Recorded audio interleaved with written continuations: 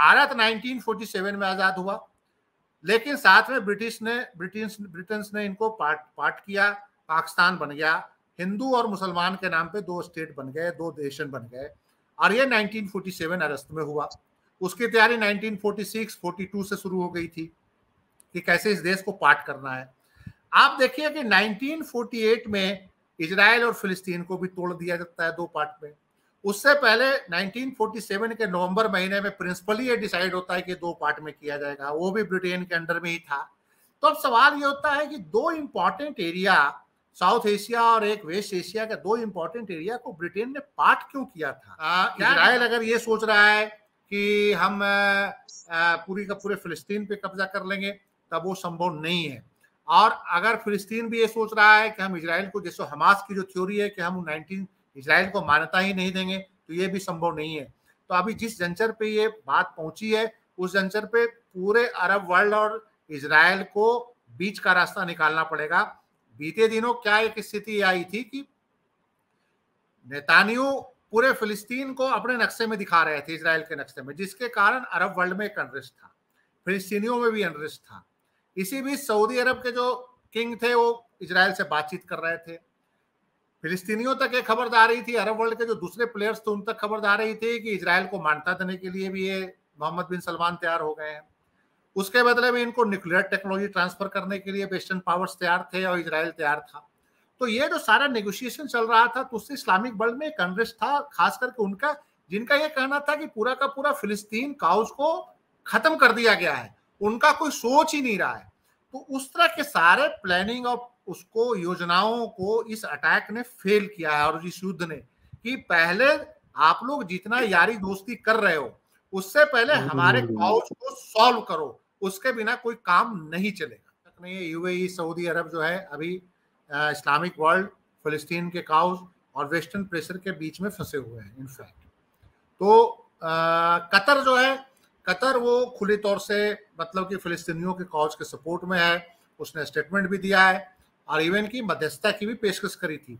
और कतर का और ईरान का शुरू से फिलिस्तीन को लेकर बड़ा खुला स्टैंड रहा है कि इस वार में जो युद्ध के जो एक नॉर्मल यूएनओ द्वारा जो निर्धारित नियम है, उसका भी कोई पालन नहीं कर रहा है। मिलिटेंट ऑर्गेनाइजेशन तो पालन नहीं कर रहा है, लेकिन जो एक स्टेट है, जो अपने आप को डेमोक्रेटिक स्टेट कहता है, वो भी युद्ध के नियमों का पालन नहीं कर रहा है। जैसे युद्ध के नियमों में ऑलरेडी यूएनओ की तरफ से ये है कि ना पानी सप्लाई रखेंगे, ना आप चारों तरफ से उसको उसकी मतलब कि एक तरह से घेरेबंदी करेंगे, ना जरूरी राशन की आपूर्ति रोकेंगे। लेकिन इजराइल वो सारे जो है काम कर रहा है, जो यूएनओ द्वारा बैन है, युद्ध के दौरान, वार टाइम के दौरान बैन है, उसको इजराइल कर रहा है। देखिए, लेटेस्ट जो सबसे बड़ी घटना घटी है गाजा पट्टी में, एक हॉस्पिटल पे रॉकेट से अटैक हुआ है, और उसमें खबरें जो बताई जा रही है कि लगभग 500 लोग उसमें मारे गए हैं। इसमें बच्चे हैं, हॉस्पिटल में जो भर्ती मरीज थे, महिलाएं थी, वैसी बच्चे और वैसी महिलाएं भी इस अटैक में मारे गए हैं, जो हॉस्पिटल को सेफ समझ के हॉस्पिटल कैंपस में आ गए थे।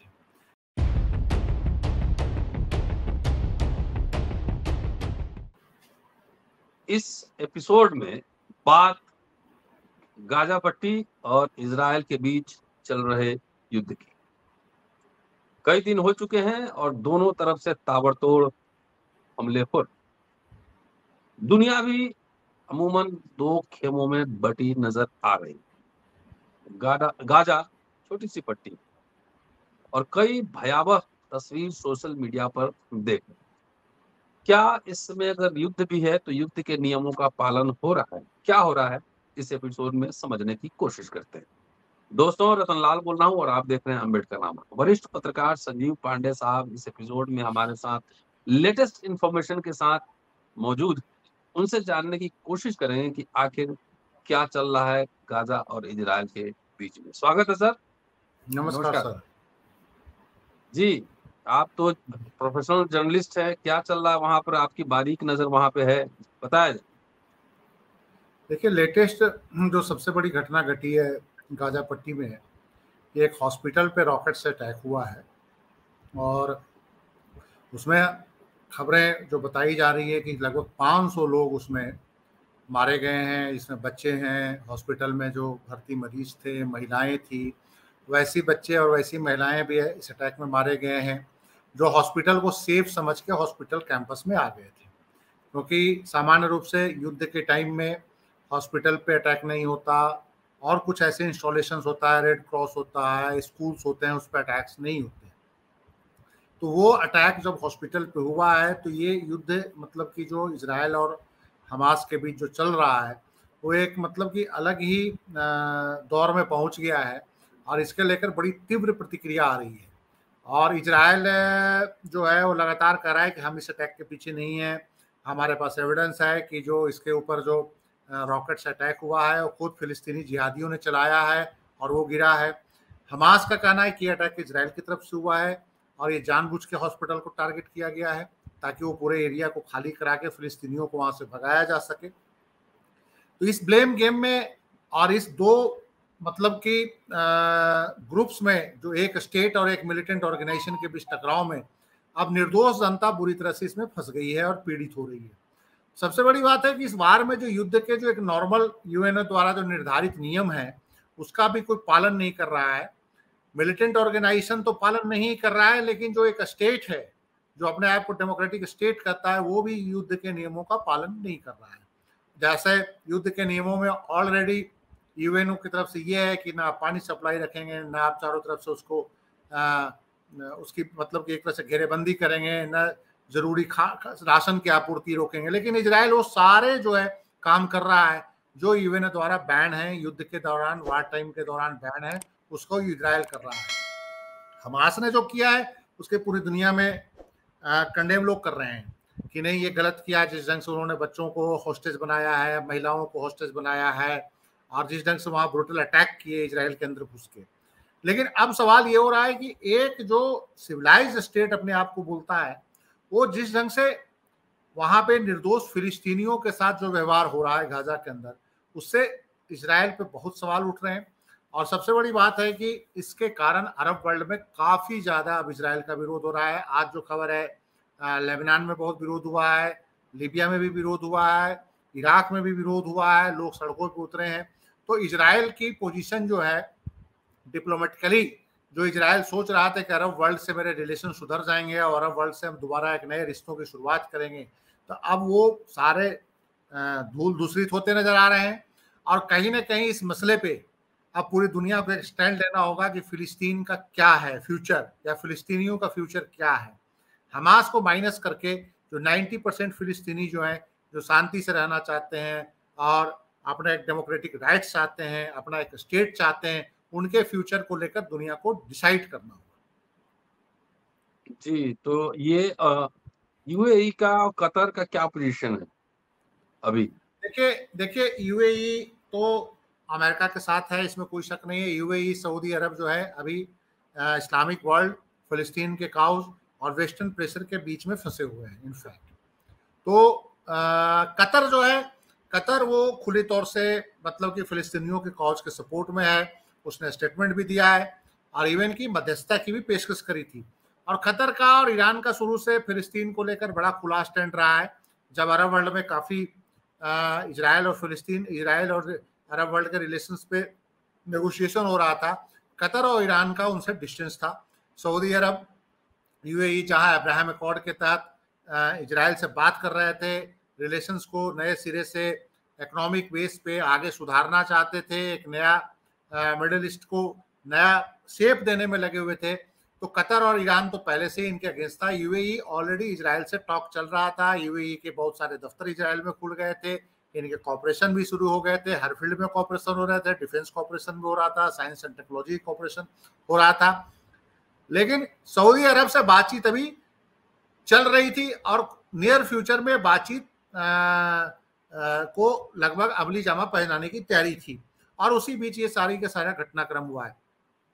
जो सबसे बड़ा घटनाक्रम आज का ये है कि बाइडेन जो है वो इजराइल पहुंचे हैं और बाइडेन को जॉर्डन की राजधानी अम्मान भी जाना था और वहां पे उन्होंने बात करना था मिस्र के राष्ट्रपति हुस्नी मुबारक अल-सीसी से, और जॉर्डन के जो अब्दुल्ला है जो राजा है उनसे बातचीत होनी थी। लेकिन फिलिस्तीनी जो हॉस्पिटल पे गाजा पट्टी में जो हमला हुआ है उसके बाद जॉर्डन ने ये मीटिंग कैंसिल कर दी है और बाइडेन साहब को अब वापस ही इजराइल से वापस जाना पड़ेगा। और बाइडेन साहब जिस ढंग से इस पूरे उसमें एक अरब वर्ल्ड के बीच जो सहमति बनाना चाह रहे थे, वो इस विस्फोट के बाद, हॉस्पिटल पे अटैक के बाद, निर्दोष लोगों की मौत के बाद बाइडेन का ये प्रयास फेल हो गया है। इसी बीच एक और इम्पोर्टेंट खबर आ रही है बीजिंग से।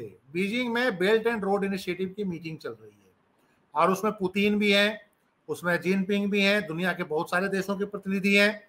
तो वहां पे भी इजराइल और फिलिस्तीन का जो मसला है वो डिस्कशन में है कि आखिर इसको कैसे सॉल्यूशन में लिया जाए। तो अभी एक आज या कल में क्लियर होगा कि पुतिन और जिनपिंग इजराइल वाले मसले पे वहां पे क्या स्टैंड लेते हैं, कैसे लेते हैं। देखिए, जिनपिंग और पुतिन दोनों पिछले 2 साल 3 साल से अरब वर्ल्ड को बहुत उस पे ले रहे थे, प्राथमिकता पे ले रहे थे। लगातार जिनपिंग ने पीछे यात्रा भी करी थी, ईरान भी गए थे, सऊदी अरब भी गए थे, और तो और उन्होंने ईरान और सऊदी अरब के बीच एक मध्यस्थता भी करी थी, दोनों के दूतावास भी खुलवा लिए, राजनीतिक संबंध जो पिछले 6-7 सालों से खराब था वो बहाल हो गया था। तो जिनपिंग का बड़ा इंटरेस्ट है इस इलाके में, और इस इलाके में किसी भी ढंग का कोई अनरेस्ट है तो वो इम्पैक्ट सिर्फ वेस्टर्न इन्वेस्टमेंट पे नहीं पड़ता, वो इन्वेस्टमेंट चाइनीज फर्मों पे भी पड़ेगा, जो एक फ्यूचर प्लान लेके ईरान में नियर अबाउट $400 अरब का इन्वेस्टमेंट का प्लान कर रहे हैं, सऊदी अरब में भी इन्वेस्टमेंट का प्लान कर रहे हैं, और सऊदी अरब से उनका एनर्जी परचेज का एक बहुत बड़ा एग्रीमेंट की बातचीत चल रही है। और क्या कहा जाता है, जो बेल्ट एंड रोड इनिशिएटिव को आगे जिनपिंग उस एरिया में एक्सटेंड करना चाह रहे हैं। तो ये सारी स्थितियों को देखते हुए जिनपिंग भी इससे कंफर्टेबल नहीं है कि वहां पर अगर बहुत ज्यादा समय तक अनरेस्ट रहा तो कई तरह के प्रॉब्लम्स आएंगे। वर्ल्ड के एनर्जी का बहुत बड़ा सप्लाई जो है वो मिडिल ईस्ट से है। सेकंड ये है कि मिडिल ईस्ट एक इंपॉर्टेंट ज्योग्राफिकल इकोनॉमिक कॉरिडोर भी है। और थर्ड जो सबसे बड़ी बात यह है कि अगर प्रॉब्लम ज्यादा बढ़ी और तेल की सप्लाई में दिक्कत आई, तेल की कीमतों में उछाल आएगा और उसका सीधा इम्पैक्ट दुनिया के तमाम देशों पे पड़ेगा। तो जो सारा कुछ जो ये हो रहा है, अगर इसका नियर फ्यूचर में सॉल्यूशन इन्होंने नहीं निकाला तो आने वाले टाइम में बहुत दिक्कत आएगी। और जिसको अगर कोई समझ रहा है कि वेस्ट ही सिर्फ इससे भुगतेगा, सिर्फ इजराइल ही भुगतेगा या और कोई देश में, नहीं, पूरी दुनिया पे इसका इम्पैक्ट पड़ेगा। तो इसका तो एक ही इलाज है कि इसका जल्द से जल्द सॉल्यूशन निकाला जाए। लेकिन ये सॉल्यूशन जिस स्थिति में पहुंच चुका है उसमें अब कोई अस्थायी सॉल्यूशन निकालना होगा और सबको कुछ ना कुछ पीछे हटना पड़ेगा। इजराइल अगर ये सोच रहा है कि हम पूरी का पूरे फिलिस्तीन पे कब्जा कर लेंगे तब वो संभव नहीं है। और अगर फिलिस्तीन भी ये सोच रहा है कि हम इजराइल को, जैसे हमास की जो थ्योरी है कि हम 19 इजराइल को मान्यता ही नहीं देंगे, तो ये भी संभव नहीं है।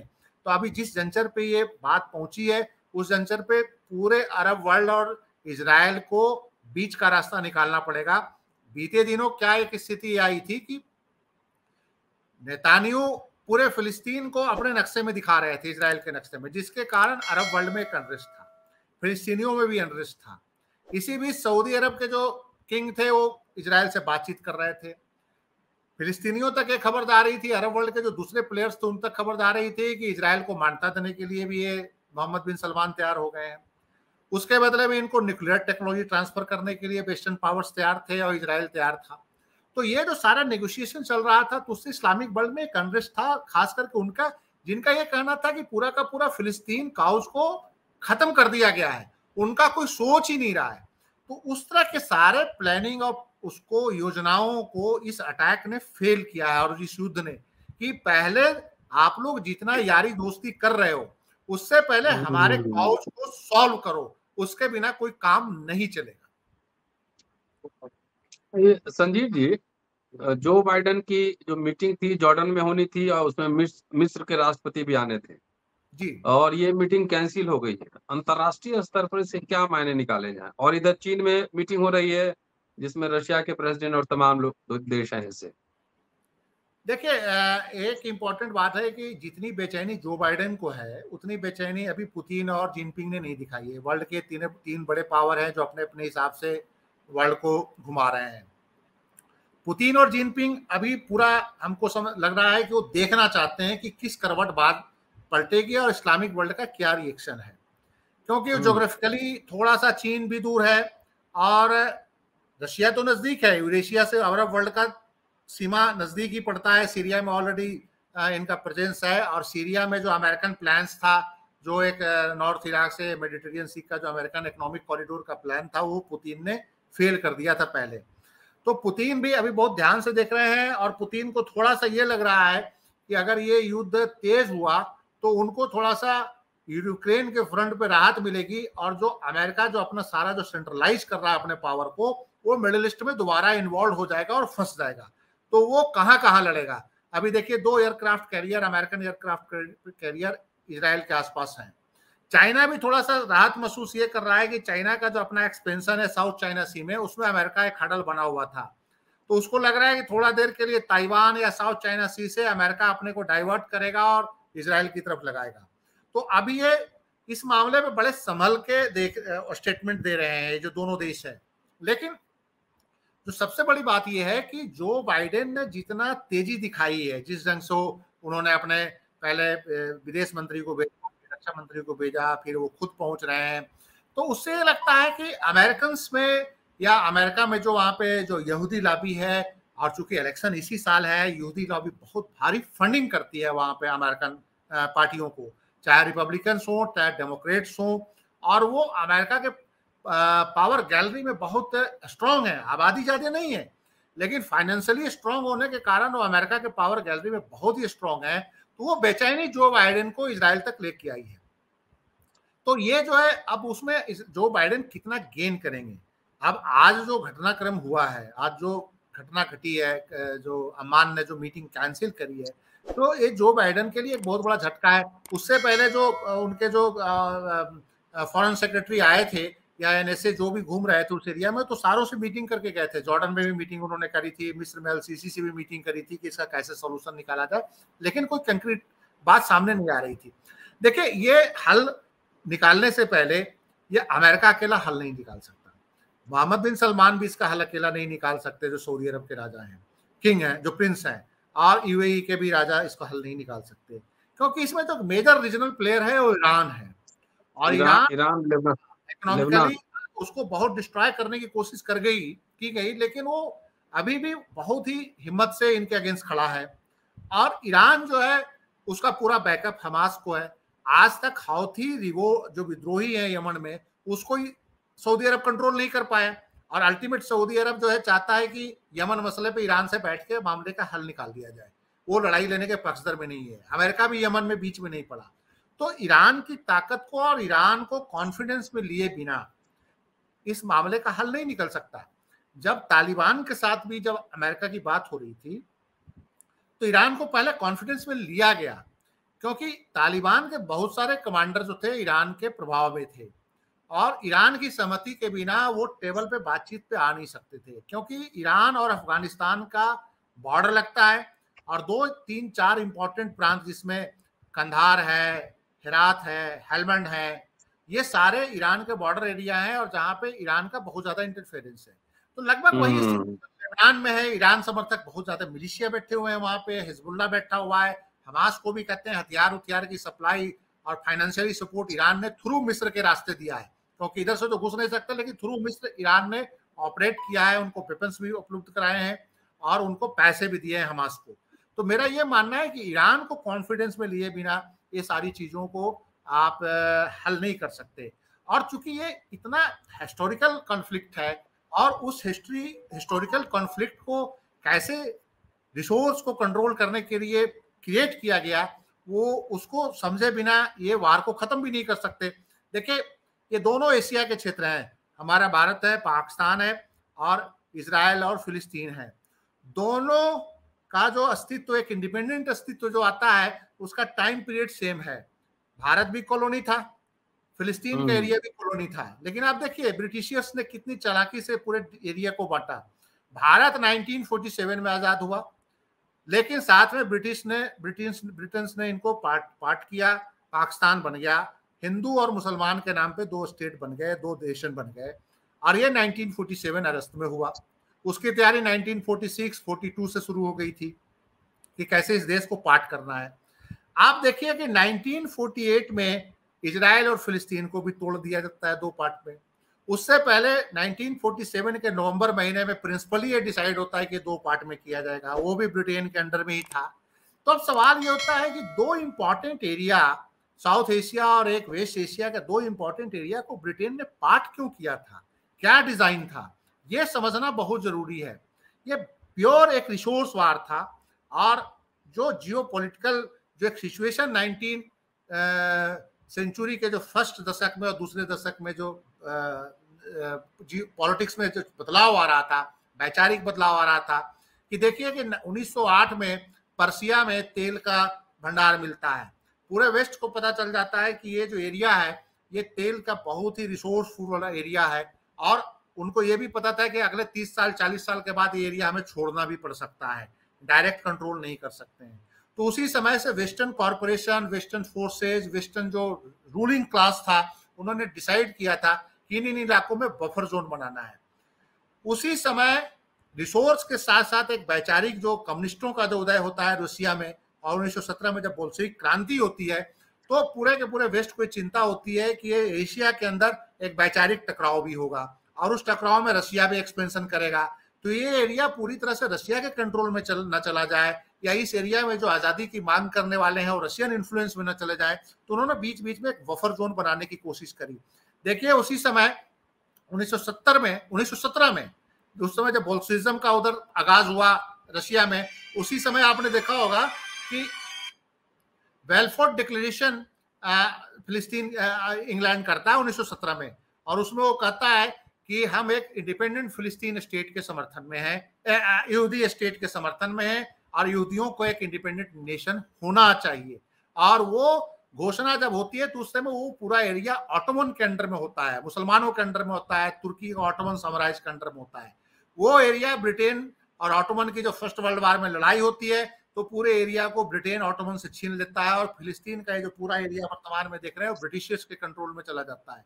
उसके बाद क्या हुआ कि 1922 के बाद जब ब्रिटेन को लगने लगा कि रशिया एक बहुत बड़ा पावर बन रहा है, तो उसी समय से उस एरिया को यहूदियों और मुसलमानों के डिवीजन के लिए वेस्टर्न फोर्सेज ने तैयारी करी और दुनिया भर से यहूदियों को लाके बसाने का काम शुरू हो गया कि वहां पे यहूदियों को बसाया जाए। जबकि इसी दौरान एक ये फैसला भी हुआ था कि यहूदियों को अगर अलग देश देने की ही बात है, देखिए यहूदियों के लिए एक अलग इंडिपेंडेंट नेशन का डिमांड 19वीं शताब्दी के उत्तरार्ध में शुरू हो गया था, लेकिन उस समय यह बात आई थी कि यहूदियों को अगर एक अलग इंडिपेंडेंट नेशन देना है तो अफ्रीका में युगांडा या लैटिन अमेरिका में अपना अर्जेंटीना भी दे सकते हैं, लेकिन वो ब्रिटिशर्स ने उस चीज डिजाइन को रिजेक्ट किया और कहा नहीं, यहूदियों का ओरिजिनल लैंड तो यही है, यहूदी यहीं से डिस्प्लेस हुए हैं, यरूशलेम इनका होली प्लेस है और इजराइल ये जो पूरा एरिया फिलिस्तीन का एरिया यहीं से इनको डिस्प्लेस किया गया था, चाहे क्रिश्चियनों ने किसी जमाने में कर दिया था, फिर इस्लाम आ गया वहां पे, तो इनको इसी एरिया में बसाया जाए। लेकिन उस डिजाइन का जो पीछे कि आखिर अर्जेंटीना भी नहीं, आखिर युगांडा भी नहीं, उसी एरिया में रिलीजियस एंगल से जो घुसाया गया, तो वो एक क्लियर कट एक लंबी लड़ाई की नींव ब्रिटिशर्स ने रख दी थी कि मुसलमान यहूदी आपस में फाइट करेंगे। पहले एरिया लड़ाई का जो था क्रिश्चियन और इस्लाम के बीच था, उन्होंने यहूदियों और मुसलमानों के एक नींव वहां पे लड़ाई के लिए, लंबी लड़ाई के लिए रख दी और उसका एक इजराइल के रूप में आपको 1948 में नजर आया, इंडिपेंडेंट स्टेट भी बना दिया। सेम भारत के साथ भी यही हुआ। ये आप देखिएगा कि 1917 में जब बोल्शेविज्म का उदय हुआ और उनको लगा कि रशियंस जो हैं अपना प्रभाव साउथ एशिया की तरफ बढ़ाएंगे, तो उन्होंने भी देखा कि बहुत लंबे समय तक हम शासन नहीं करेंगे, आज नहीं तो 50 साल बाद छोड़ना पड़ेगा, तो उन्होंने एक डिफरेंट अलग तरह का हिंदू और मुसलमान का डिवीजन इस देश में पैदा करना शुरू किया था। हालांकि वो 19वीं शताब्दी में भी पैदा हो गया था, कई जगह पे हिंदू मुसलमानों के बीच एक आपस में डिवीजन करवाने की ब्रिटिशर्स ने कोशिश करी थी, लेकिन उसको 1920 के बाद उन्होंने बहुत एक्टिव काम किया। और आप देखिए कि जिना जैसा सेकुलर मुसलमान जो ब्रिटेन का पड़ा हुआ है, उसने आप देखिए कि कांग्रेस की लाइन को छोड़ता है और कांग्रेस के लाइन को छोड़ के एक इंडिपेंडेंट पाकिस्तान की लाइन पे चलना शुरू हो जाता है और 1930 के बाद एक इंडिपेंडेंट पाकिस्तान का डिमांड शुरू हो जाता है और कांग्रेस के अगेंस्ट मुस्लिम लीग एक बड़ा फोर्स बनता है। और मुसलमानों में जो सेकुलर फोर्सेज हैं, चाहे वो गफार खान साइड से हो, चाहे पंजाब में यूनियनिस्ट पार्टी थी सिकंदर हयात खान, खिजर हयात खान की पार्टी, उनके साथ वो सरेंडर कर जाते हैं मुस्लिम लीग के सामने लास्ट में जाके, जो एक इंडिपेंडेंट इंडिया के साथ रहना चाहते थे। ये दो डिवीजन रिसोर्स वार था। इस पूरे एरिया के रिसोर्स को कंट्रोल करने के लिए जो वेस्टर्न पावर्स था उसने पूरे एरिया को डिवाइड किया और उसमें आपको अरब इजराइल संघर्ष आज आपको जो नजर आ रहा है पिछले 70 साल से, देखिए अरब इजराइल संघर्ष है। 1948 से ही इनका जंग शुरू हुआ, फर्स्ट अरब इजराइल, सेकंड अरब इजराइल, थर्ड अरब इजराइल। 1967 में सेकंड अरब इजराइल और थर्ड अरब इजराइल जो हुआ 1973 में हुआ, उसका छिटपुट लड़ाइयां शुरू हो गई, चलती रही, आज भी चल रही है। आप देखिए 1948 में सेम जैसे अरब इजराइल संघर्ष हुआ, आजादी के बाद ही भारत पाकिस्तान भिड़ गए कश्मीर को लेकर। फर्स्ट बार हुआ भारत पाकिस्तान के बाद। फिर देखिए 65 में 6 बार होता है, 65 में भारत पाकिस्तान के बीच एक बार और होता है, जैसे 67 में अरब इजराइल का वार हुआ। फिर देखिए उधर 73 में होता है अरब इजराइल वार, भारत में 1971 में हो जाता है भारत पाकिस्तान का एक बार। तो ये पूरा जो डिजाइन है इसको समझना होगा कि इस पूरे एरिया के डिजाइन को कैसे वेस्टर्न फोर्सेज ने रिसोर्स को कंट्रोल करने के लिए, रिच स्टेट को, इस एरिया के जो पूरे के पूरे जो चाहे वो एनर्जी हो, चाहे वो रेयर अर्थ मिनरल हो, चाहे फूड हो, उसको कंट्रोल करने के लिए कितने इस पूरे संघर्ष को डिजाइन किया है। आज भी मुक्ति नहीं है ना, भारत पाकिस्तान के बीच कोई बात होती है आपके सामने है, जब भी कोई बात होती है पंगा पड़ जाता है। वही आप देखिए कि जब भी कोई उधर शांति होने की बात आती है अरब इजराइल में, अब नया युद्ध शुरू हो गया है जो पूरी दुनिया के निशाने पे है। तो मेरा ये मानना है कि ये इतना कॉम्प्लिकेटेड गेम है कि इसको आप सिंपल युद्ध के रूप में नहीं देख सकते। चलिए शुक्रिया संजीव जी, और आपने कॉम्प्लिकेटेड गेम को बहुत ही सरल और सहज शब्दों में समझा दिया। और ये मैं इतिहास का छात्र हूँ, मेरा एक्सपर्टीज मॉडर्न हिस्ट्री पे नहीं है, लेकिन भारत पाकिस्तान में जो हो रहा था शायद उसी तरह की पुनरावृत्ति जो है वहां पे इजराइल और गाजा पट्टी फिलिस्तीन के बीच हो रही थी। शुक्रिया संजीव जी आपका, और दोस्तों पूरा वीडियो देखिए, शेयर और सब्सक्राइब करते रहिए। जल्दी मिलता हूँ आपसे अगले एपिसोड में। शुक्रिया।